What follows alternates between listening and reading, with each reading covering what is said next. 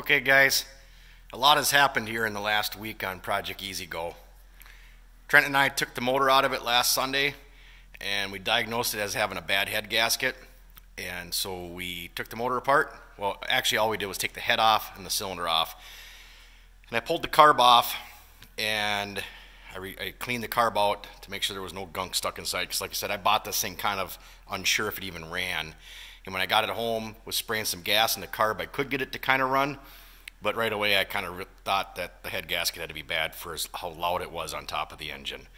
And so I got a new head gasket in it, new base gasket in it.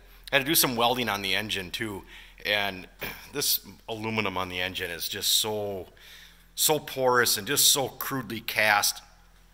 It's almost impossible to weld. But you can kind of see down in here where this alternator is bolted to back in here. It's really tough to see at the motor in here now. But the back of the housing back here was all broke away. So I welded all that housing back together, and I'm almost 100% positive it's going to crack right next to the weld, because the aluminum is so porous. When I was welding, I'm like, this is a complete waste of my time, but at least it holds the pieces together. And so what I ended up doing over here was, the reason that housing broke was because this bracket back here, right here, was broke.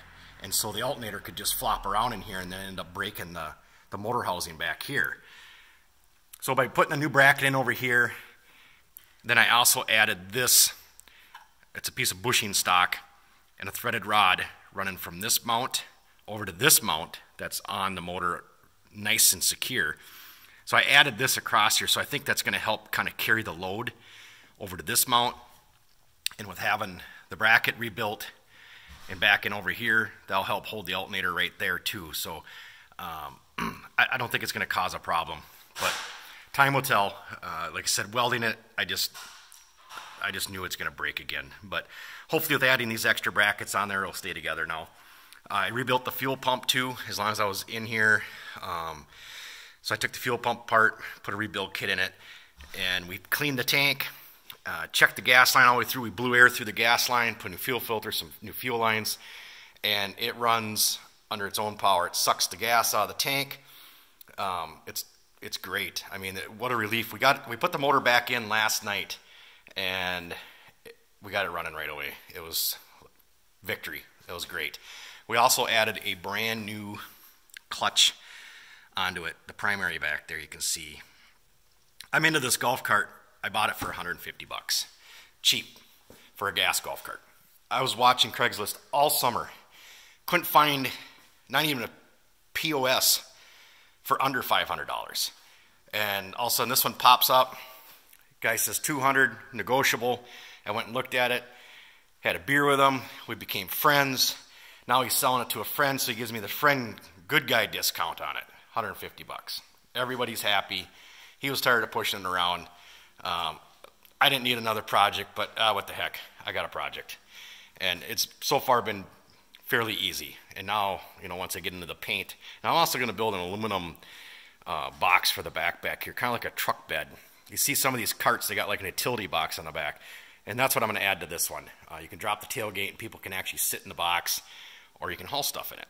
And being able to haul stuff for up at the cabin, that's going to be great. You can drive down the driveway and, you know, pick up rocks or sticks or whatever and have a box to put it in. So that'll be a nice addition to this whole thing. So here's the primary that we took off. This thing was wore out is an understatement. So here's underneath the primary cover. But look at this disaster. I mean, there wasn't a rebuild kit in the world that was going to fix this clutch. And I thought it was pretty similar to a Polaris clutch, so I go over to my stock of vintage Polaris clutches and start pulling them off the shelf. No, every single part in here is different than a Polaris clutch. So this thing was just so far gone. It's just all rotted down in there, rusted out. I looked on eBay, immediately found one for $200, and was like, this just makes the most sense. Put a new clutch on it. You know, now I'm, well, with the battery, I had to buy a brand new battery to it. So, you know, I'm at like 400 bucks right now for a running, driving golf cart now. And, yep, I'm going to put a little bit more money into it yet. But this is a no-lose situation. The amount of fun and use this thing is going to get and we're going to be into it for cheap. So that's kind of a good thing. I did leave the oil injection hooked up. I did put some gas or oil in the tank too, because when we had it apart, we replaced the oil line, and being there was no oil in it, I decided, well, I'm going to put a little mixed gas in the tank. So I'm kind of running double right now, so it does smoke a little bit, but you know, extra oil never hurt anything. It just follows out spark plugs. Spark plugs are cheap. You just put a new spark plug in until the next one falls out. So I'm all about oil. Will we delete it? Possible. Some of my buddies have. They deleted them and they mixed their gas 100 to 1. So I'm on the fence yet. I might just run the oil injection. It's on it. Simple. It seems to work. You know, who knows. But let's fire it up so you guys can hear this thing run. Turn the key on. Press the pedal. Blammo.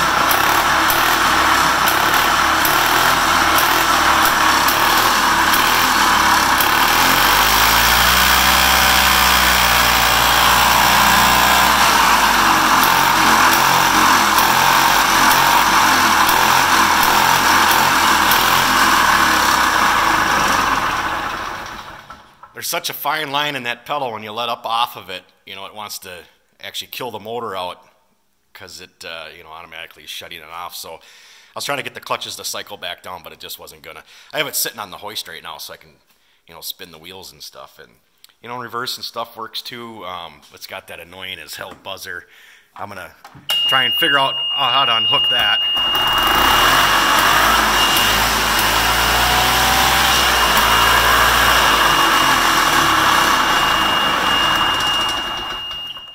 And I'm quite certain that's just this little beeper thing that's down in here somewhere. I think it's like right down here. So the wire will have to come off of that, because I am not going to listen to that every time I'm going to back up. So, but yeah, there it is. It is back up and running. And now it's going to be doing some maintenance on it, greasing all the wheel bearings, lubing the cables for the brakes and stuff. We'll check the brakes, maybe put some bling hubcaps on it. Put a little paint job on it, thinking some serious heavy metal flake on the paint, and build that box, so, and put a roof and stuff on it. So there's more to come, but I just wanted to get this video up showing that we got it running, and it's a running cart now. So thanks for watching, and as always, please sub and ring that bell so you get the notifications that I have a new video up. Thanks, everyone.